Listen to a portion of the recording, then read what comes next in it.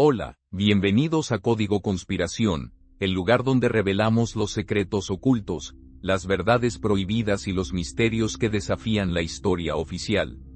Comencemos. Está el Vaticano ocultando una verdad impactante que podría sacudir los mismos cimientos del cristianismo.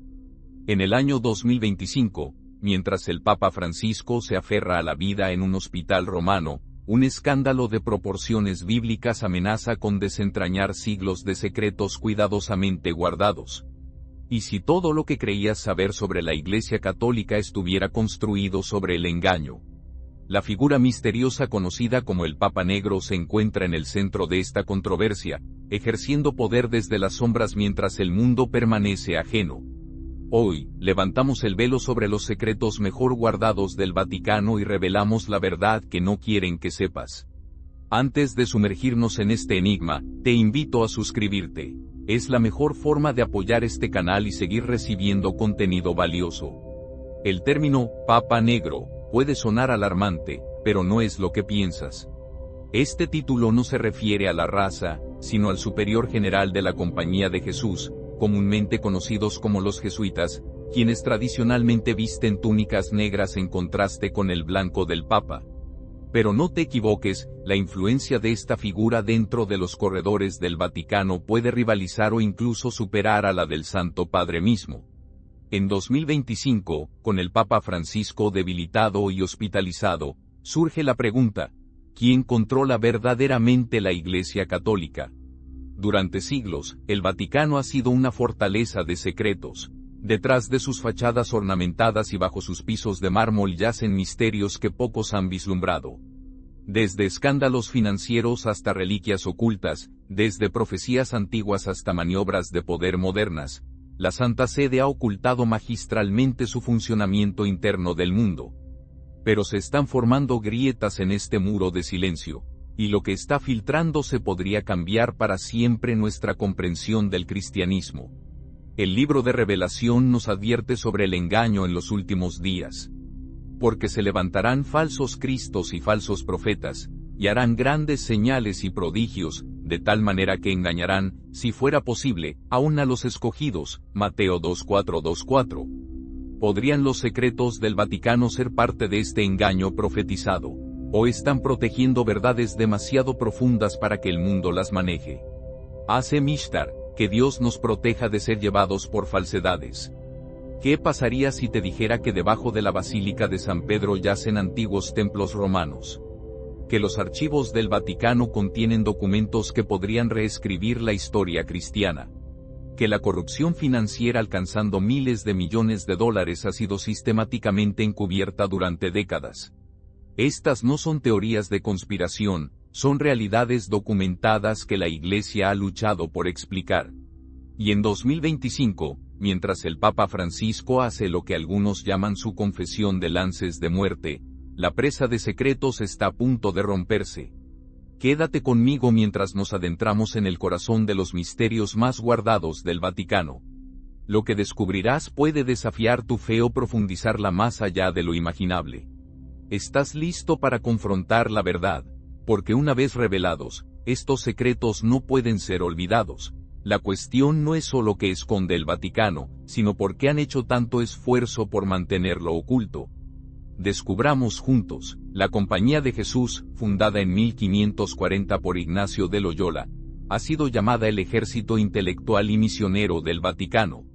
A diferencia de otras órdenes católicas enfocadas en la oración o la caridad, los jesuitas fueron creados específicamente para defender la fe y extender la autoridad papal en todo el mundo. Su superior general recibió el apodo de Papa Negro, no solo por sus distintivas túnicas negras, sino por su extraordinaria influencia dentro de la jerarquía de la Iglesia. Mientras el Papa actual sirve como la cabeza visible del catolicismo, el líder jesuita opera con notable autonomía y poder. A lo largo de la historia, los jesuitas han sido expulsados de más de 80 países, y emperadores e incluso papas han temido su influencia. En 1773, el Papa Clemente XIV suprimió toda la orden jesuita, solo para ser restaurada 41 años después. ¿Qué organización podría sobrevivir a tal oposición a menos que poseyera un poder extraordinario? Como nos recuerda Proverbios 29:2, cuando los justos se engrandecen, el pueblo se alegra, pero cuando gobiernan los impíos, el pueblo gime. ¿En qué categoría cae el Papa Negro? El actual superior general, Arturo Sosa, asumió el liderazgo en 2016 como el primer latinoamericano en ocupar el cargo.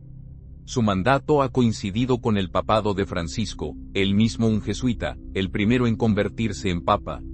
Esta alineación sin precedentes de liderazgo jesuita ha levantado cejas entre los observadores del Vaticano. ¿Es mera coincidencia o algo más calculado?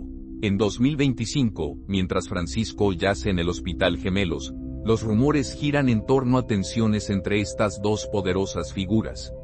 La influencia de los jesuitas se extiende desde el confesionario hasta el aula, desde aldeas remotas hasta las Naciones Unidas. Solo en América, instituciones prestigiosas como Georgetown, Forma y Boston College operan bajo dirección jesuita. Este imperio educativo les da un acceso sin precedentes para moldear a futuros líderes en todos los campos.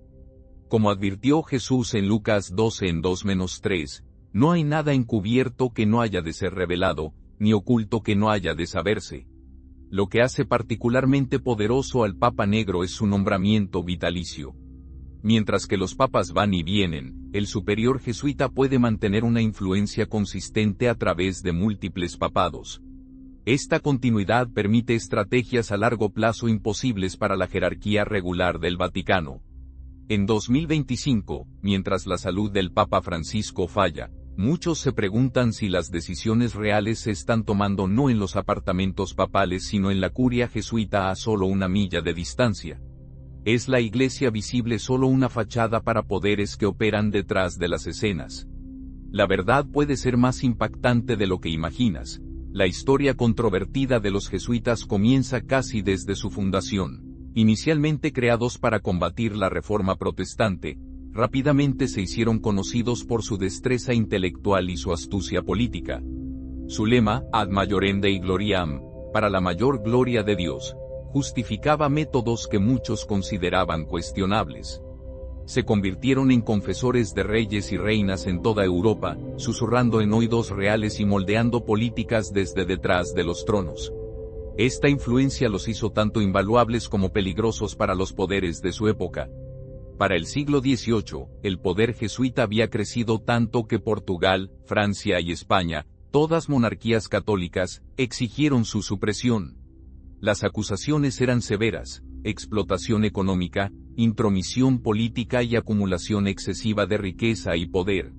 El Papa Clemente XIV finalmente cedió en 1773, emitiendo el breve papal, Dominus Receptor, que disolvió la Sociedad de Jesús en todo el mundo. El orgullo precede a la destrucción, y el espíritu altivo antes de la caída, advierte Proverbios 4:18 de la tarde. Los jesuitas habían ascendido alto, y su caída fue espectacular. Sin embargo, notablemente, la orden sobrevivió. Catalina la Grande de Rusia se negó a implementar la supresión, proporcionando un refugio donde los jesuitas continuaron operando. Para 1814, el Papa Pío VII restauró la orden, y comenzaron a reconstruir su influencia. Esta resurrección como un ave fénix demuestra su extraordinaria resistencia y las profundas raíces de su poder. Anime Man, creo que nada en la historia sucede sin propósito. Pero, ¿a qué propósito sirvió el regreso de los jesuitas? El siglo XX trajo nuevas controversias. Durante la Segunda Guerra Mundial, algunos jesuitas fueron acusados de ayudar a criminales de guerra nazis a escapar hacia Sudamérica mediante las llamadas líneas de ratas. Otros resistieron heroicamente al fascismo y protegieron a refugiados judíos. Esta complejidad moral hace imposible emitir juicios simples. Como advierte Mateo 7:15 de la mañana, cuídense de los falsos profetas. Vienen a ustedes disfrazados de ovejas, pero por dentro son lobos feroces. Por sus frutos los reconocerán. Quizás lo más inquietante sean las acusaciones que conectan a los jesuitas con irregularidades financieras en el Banco del Vaticano.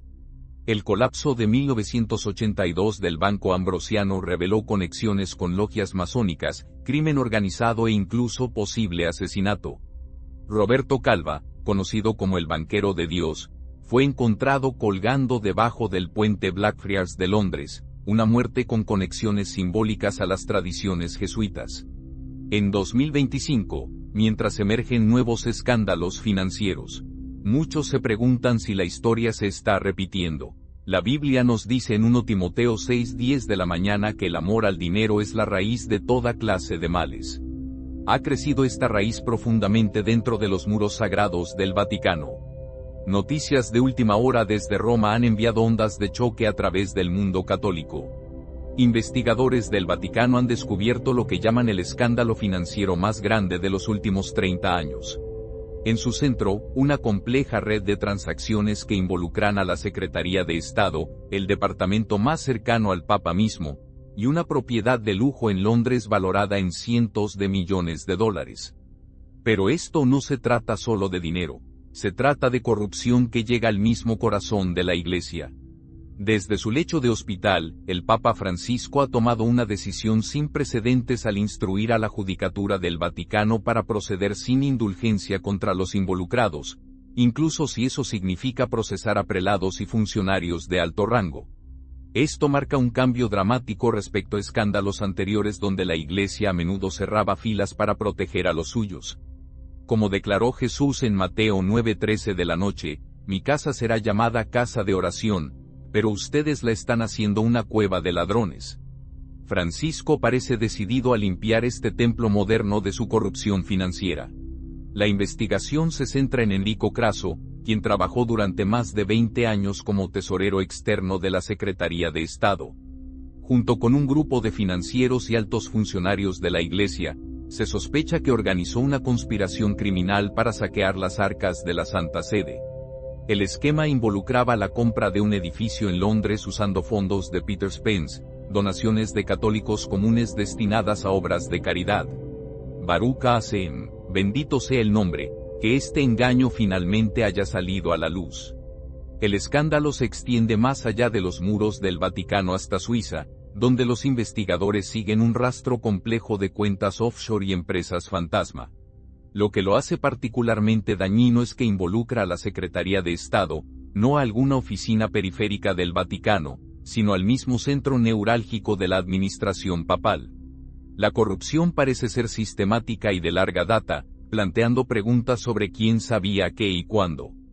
Como instruye Efesios 5:11 de la mañana, no participen en las obras infructuosas de las tinieblas, sino que más bien denúncienlas.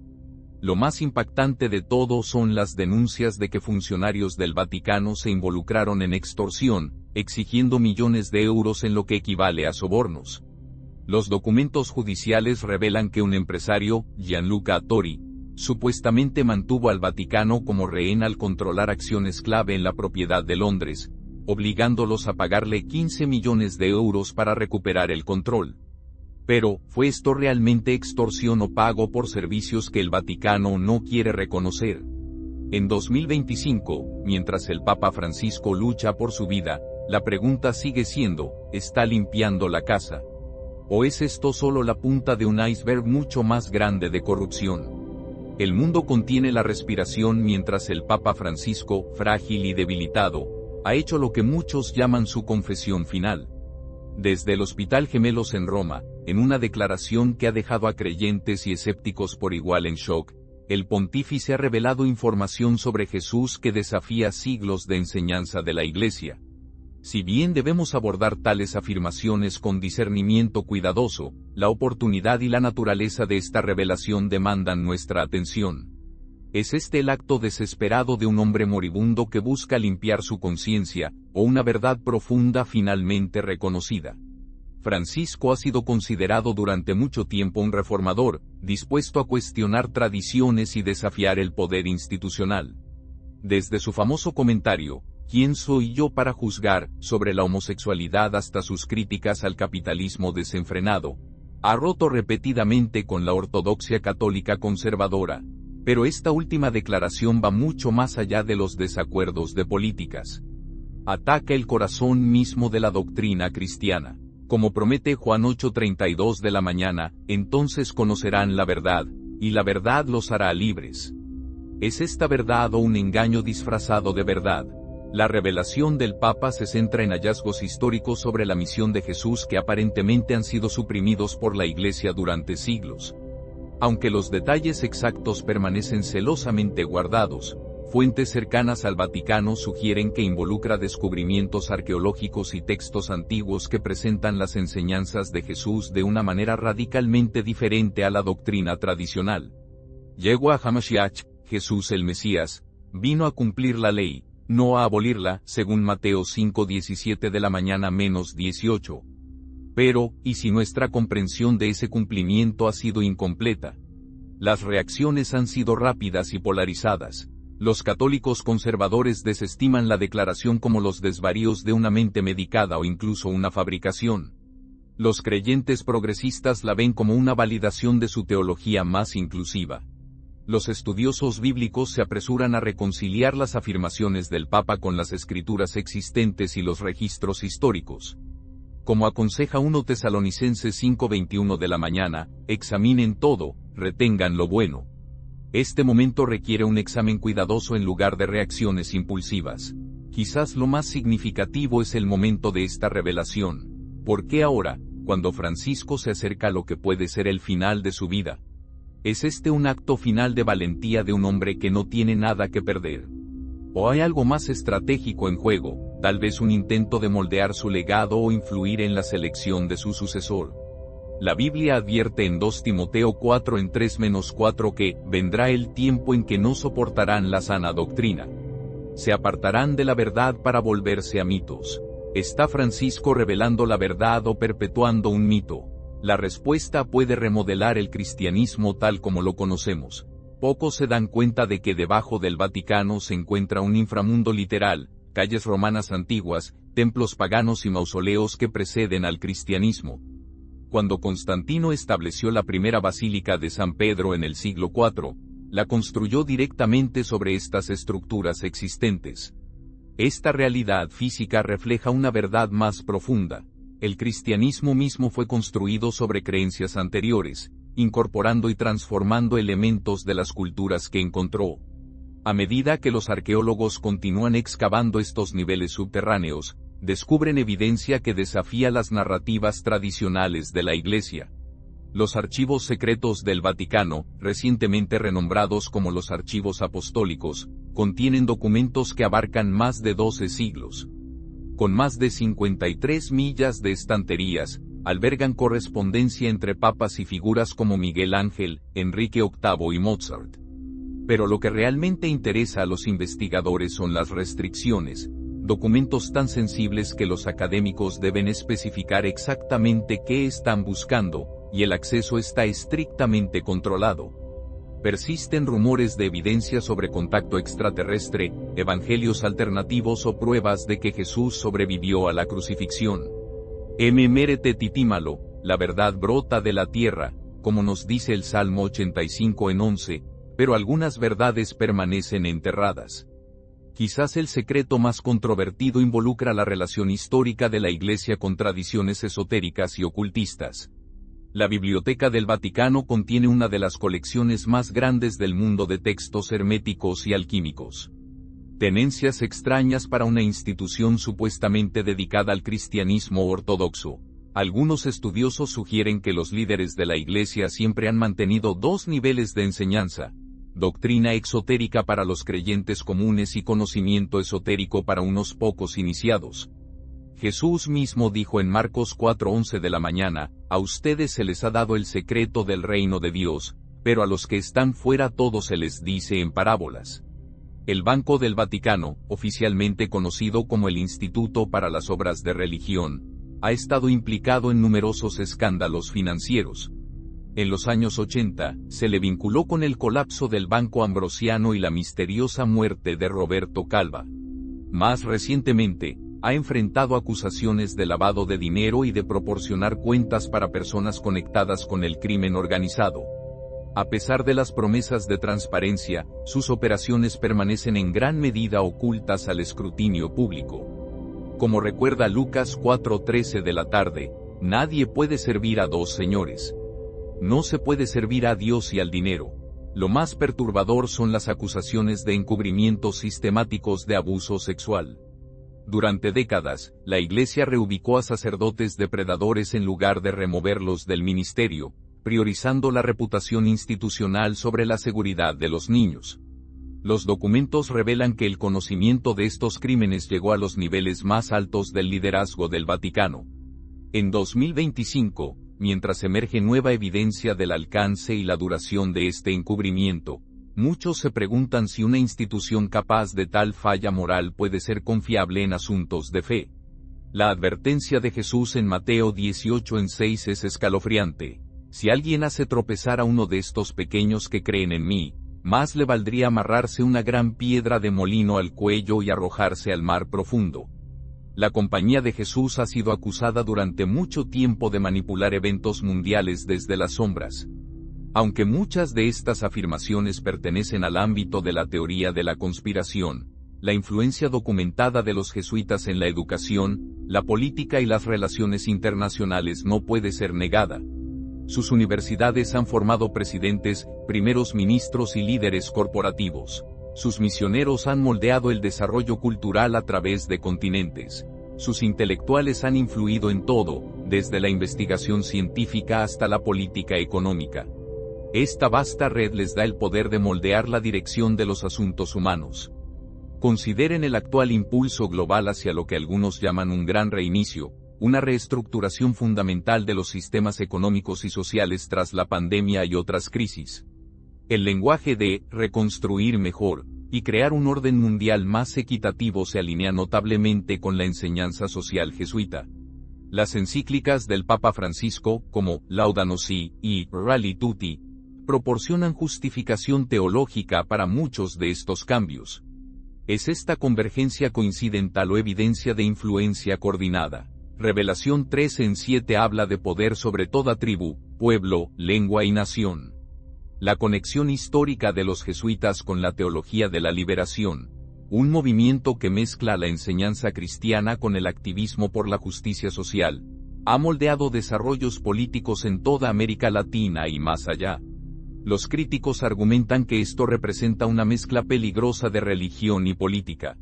Los defensores lo ven como la aplicación de principios del Evangelio a problemas del mundo real. Como enseñó Jesús en Mateo 25:40, todo lo que hicieron por uno de estos hermanos míos más pequeños, lo hicieron por mí. Pero, esto justifica la revolución política en su nombre. Más controvertidas son las afirmaciones que vinculan a los jesuitas con agencias de inteligencia y operaciones encubiertas. Su red global, su facilidad con los idiomas y su presencia en lugares estratégicos los hacen potenciales activos valiosos para la recopilación de información. Durante la Guerra Fría, algunos jesuitas supuestamente trabajaron con la CIA para contrarrestar la influencia comunista, mientras que otros colaboraron con movimientos alineados con los soviéticos. Este doble rol refleja el enfoque pragmático de la orden para lograr sus objetivos. Proverbios 25:2 nos dice: es la gloria de Dios ocultar un asunto, pero la gloria de los reyes es investigarlo. Pero, ¿quién se beneficia de las actividades ocultas de los jesuitas? En 2025, mientras la inteligencia artificial, la biotecnología y los sistemas de vigilancia transforman la sociedad humana, los jesuitas están posicionados de manera única en la intersección de la ética, la tecnología y el poder. Sus universidades lideran la investigación en estos campos, sus éticos dan forma a los marcos regulatorios, y su red global proporciona datos inigualables sobre el comportamiento humano. A medida que la humanidad se acerca a lo que algunos llaman una singularidad tecnológica, la pregunta se convierte en quién guiará esta transformación. ¿Reflejará los valores cristianos de dignidad y libertad humana, o servirá a agendas ocultas de control? Como nos desafía Deuteronomio 30:19, he puesto delante de ti la vida y la muerte, las bendiciones y las maldiciones. Ahora, elige la vida. Muchos estudiosos de la Biblia creen que estamos viviendo en tiempos finales profetizados. El libro de Apocalipsis describe un sistema religioso falso llamado Misterio Babilonia que engañará a las naciones antes del regreso de Cristo.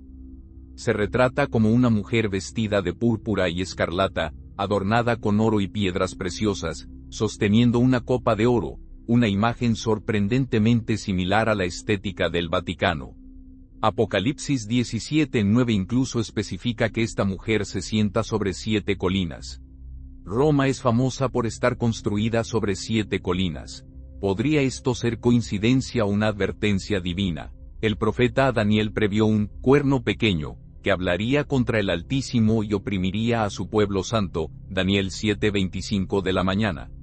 A lo largo de la historia, los intérpretes protestantes han identificado esta figura con el papado, señalando periodos cuando los papas reclamaron autoridad sobre reyes y persiguieron a aquellos que consideraban herejes. Aunque el diálogo ecuménico moderno ha suavizado tales acusaciones, los escándalos de 2025 han revivido el interés en estas interpretaciones proféticas. Linneo Juvea, he aquí que él viene, pero reconoceremos las señales de su venida. Jesús advirtió en Mateo 2:4 que se levantarán falsos cristos y falsos profetas que harán grandes señales y prodigios para engañar, si fuera posible, aún a los escogidos. La Iglesia Católica ha enfatizado durante mucho tiempo eventos milagrosos, desde estatuas que lloran hasta apariciones marianas, como evidencia de favor divino. Sin embargo, las Escrituras nos llaman a probar todas las cosas. 1 Juan 4:1. En una era de tecnología avanzada y manipulación psicológica, distinguir fenómenos espirituales genuinos del engaño se vuelve cada vez más difícil. El papel del Vaticano al promover o autenticar tales eventos merece un escrutinio cuidadoso. El concepto de una religión mundial única aparece prominentemente en escenarios de tiempos finales, con preocupaciones de que los esfuerzos ecuménicos puedan comprometer doctrinas esenciales por el bien de la unidad. El alcance sin precedentes de Francisco a otras religiones, al rezar con líderes islámicos, participar en rituales hindúes y abrazar el diálogo interreligioso, alarma a aquellos que ven en Apocalipsis una advertencia contra el sincretismo religioso.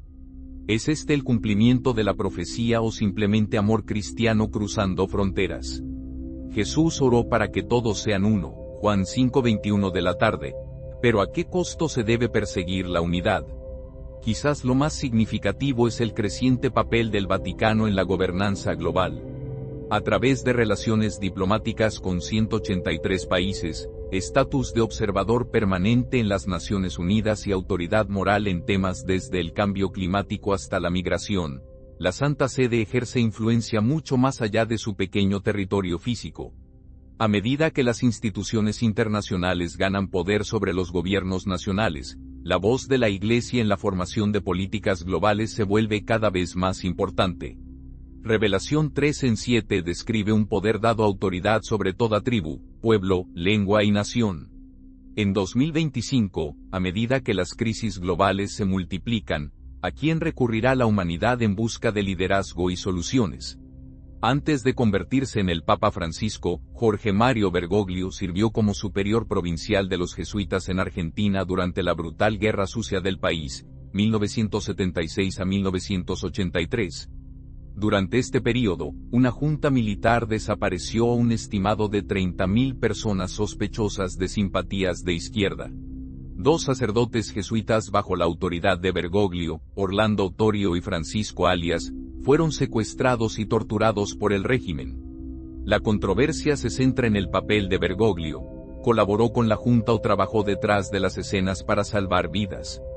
Torio, quien murió en 2000, acusó a Bergoglio de efectivamente abandonarlos a los escuadrones de la muerte al retirar la protección de la Iglesia.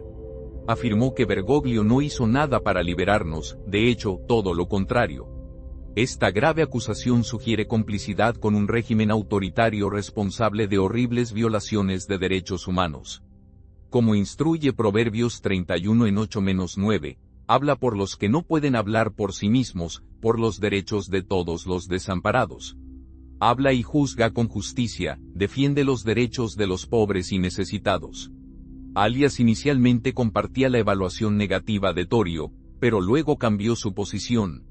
En 2013, tras la elección de Bergoglio como papa, Alias declaró: "Es incorrecto afirmar que nuestro secuestro tuvo lugar por iniciativa del padre Bergoglio".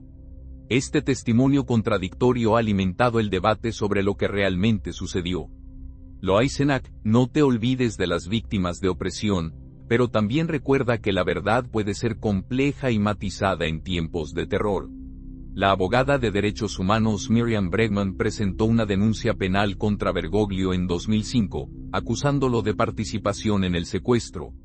El caso fue desestimado, pero las preguntas perduran. Los defensores argumentan que Bergoglio trabajó silenciosamente a través de canales secundarios para asegurar la liberación de los sacerdotes, reuniéndose en secreto con líderes de la Junta para rogar por misericordia. Señalan otros casos donde ayudó a personas a escapar del régimen al esconderlas en propiedades jesuitas o proporcionarles documentos falsos para viajar al extranjero. En 2025, mientras el Papa Francisco se acerca al final de su vida, estas controversias históricas han resurgido con nueva intensidad. ¿Fue su papado un intento de redención por compromisos morales pasados? ¿Refleja su énfasis en la misericordia una culpa personal? ¿O ha sido injustamente difamado por decisiones difíciles tomadas en circunstancias imposibles? Jesús enseñó en Juan 8:7, aquel de ustedes que esté libre de pecado, que tire la primera piedra. Quizás el pasado complejo de Francisco lo hace singularmente calificado para liderar una iglesia que confronta sus propios pecados institucionales. Durante siglos, la Iglesia Católica ha condenado oficialmente la masonería, emitiendo más de 20 pronunciamientos papales contra la sociedad secreta. Los católicos que se convierten en masones enfrentan la excomunión automática. Sin embargo, rumores persistentes sugieren conexiones encubiertas entre funcionarios del Vaticano y logias masónicas. En 1981, la exposición de la logia ilegal P2 en Italia reveló listas de miembros que incluían políticos prominentes, oficiales de inteligencia y, supuestamente, figuras del Vaticano.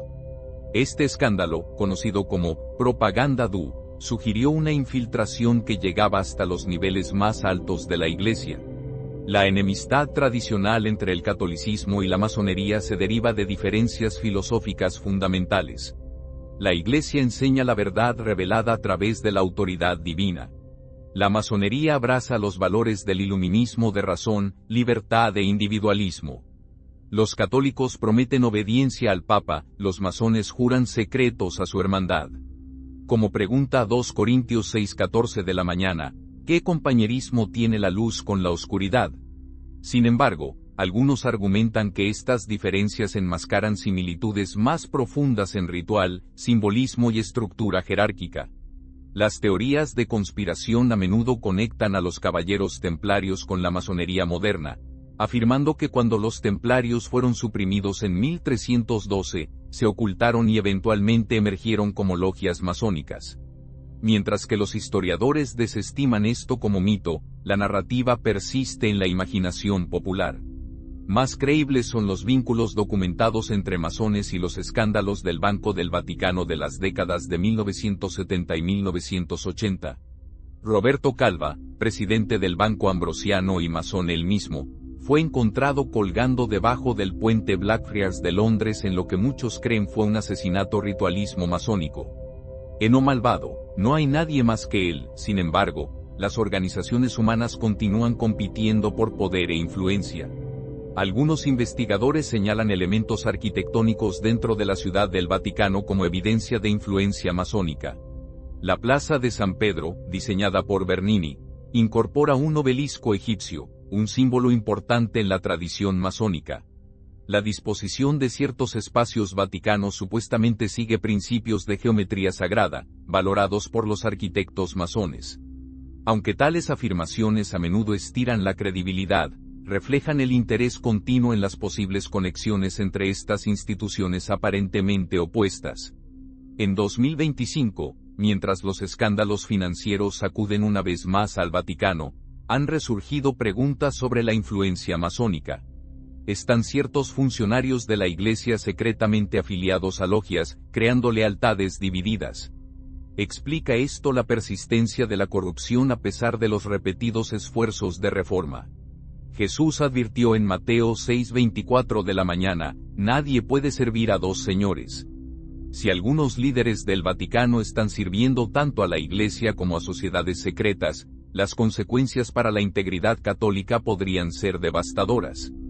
La verdad puede estar enterrada en esos 53 millas de archivos del Vaticano o a la vista de aquellos con ojos para ver. A medida que estos escándalos del Vaticano se desarrollan en 2025, muchos se preguntan qué significan para el futuro del cristianismo. ¿Emergerá la Iglesia Católica purificada a través de esta prueba de fuego, o es este el comienzo de un colapso institucional? La historia sugiere resiliencia. La Iglesia ha resistido cismas, reformas, revoluciones y escándalos a lo largo de sus 2000 años de existencia. Sin embargo, cada crisis transforma la institución de maneras profundas. Como profetiza Malaquías 3:3, Él se sentará como refinador y purificador de plata. Purificará a los levitas y los refinará como oro y plata. Para muchos creyentes, estas revelaciones representan una oportunidad para distinguir entre la fe en Cristo y la confianza en las instituciones humanas. Jesús mismo advirtió contra el liderazgo religioso corrupto mientras afirmaba las verdades subyacentes que se les confiaron proteger. En Mateo 23 en 2-3, aconsejó: los maestros de la ley y los fariseos se sientan en la silla de Moisés. Así que deben hacer todo lo que les digan. Pero no hagan lo que ellos hacen, porque no practican lo que predican. Quizás los escándalos de hoy llaman a un discernimiento similar, honrando el mensaje mientras se reconocen las fallas del mensajero. La naturaleza global del cristianismo moderno significa que el poder ya no se concentra exclusivamente en Roma. Comunidades de fe vibrantes en África, Asia y América Latina están desarrollando expresiones indígenas del cristianismo menos dependientes de tradiciones y estructuras europeas.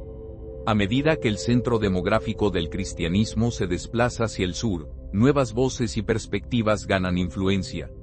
Isaías 43 en 19 declara: vean, estoy haciendo algo nuevo. Ahora brota, ¿no lo perciben? Quizás Dios está usando estos escándalos para dar nacimiento a nuevas expresiones de fe antigua. La tecnología está transformando la práctica religiosa tan profundamente como cambia otros aspectos de la vida humana. Comunidades virtuales, recursos digitales y acceso directo a la información disminuyen el poder de mediación institucional. Los creyentes pueden estudiar las Escrituras, conectarse con otros y participar en la adoración sin las estructuras mediadoras tradicionales. Esta democratización de la fe se alinea con el concepto protestante de sacerdocio de todos los creyentes. Y así como el pueblo de Israel vive, también la fe auténtica sobrevivirá más allá de los fracasos institucionales. Lo que permanece constante en medio de estos cambios es la persona de Jesucristo, sus enseñanzas, muerte y resurrección. A medida que las estructuras humanas suben y bajan, su ejemplo de amor sacrificial continúa transformando vidas. El apóstol Pablo recordó a los corintios que mientras los líderes humanos pueden plantar o regar, Dios hace crecer las cosas. 1 Corintios 3 en 6-7. Quizás la lección última de los escándalos del Vaticano sea fijar nuestros ojos no en instituciones humanas defectuosas, sino en el autor y consumador de nuestra fe. Como anima Hebreos 12 en 2, puesto los ojos en Jesús, el autor y consumador de la fe. Las revelaciones que hemos explorado demandan una respuesta, no el rechazo ciego de toda tradición, ni la aceptación ingenua de las afirmaciones institucionales, sino un compromiso reflexivo con las verdades difíciles. Como creyentes y buscadores, debemos abordar estos escándalos con tanto pensamiento crítico como discernimiento espiritual. Jesús prometió en Juan 8:32 de la mañana: entonces conocerán la verdad, y la verdad los hará libres. Esta libertad no proviene de la ignorancia, sino de la confrontación honesta con la realidad, por incómoda que pueda ser. ¿Qué pueden hacer las personas comunes frente a instituciones tan poderosas? Primero, edúcate a ti mismo. Estudia las Escrituras directamente en lugar de depender únicamente de las interpretaciones de otros. Investiga las afirmaciones históricas usando múltiples fuentes. Prueba las enseñanzas espirituales contra el carácter y las palabras de Cristo mismo, como hicieron los veranos en Hechos 5:11 de la tarde. Examina las Escrituras todos los días para ver si lo que Pablo decía era cierto. Esta diligencia honra tanto la revelación de Dios como el intelecto humano que Él creó. Segundo, responsabiliza a las instituciones mientras recuerdas que consisten en humanos falibles. Exige transparencia a los líderes religiosos. Apoya los esfuerzos de reforma que se alineen con valores bíblicos. Retira las contribuciones financieras de organizaciones que traicionen sus principios declarados. Sin embargo, hazlo con humildad, reconociendo que todas las estructuras humanas, incluidas aquellas que podríamos preferir, están sujetas a corrupción. Puede Tiro, justicia perseguirás, ordena Deuteronomio 4:20 de la tarde, pero una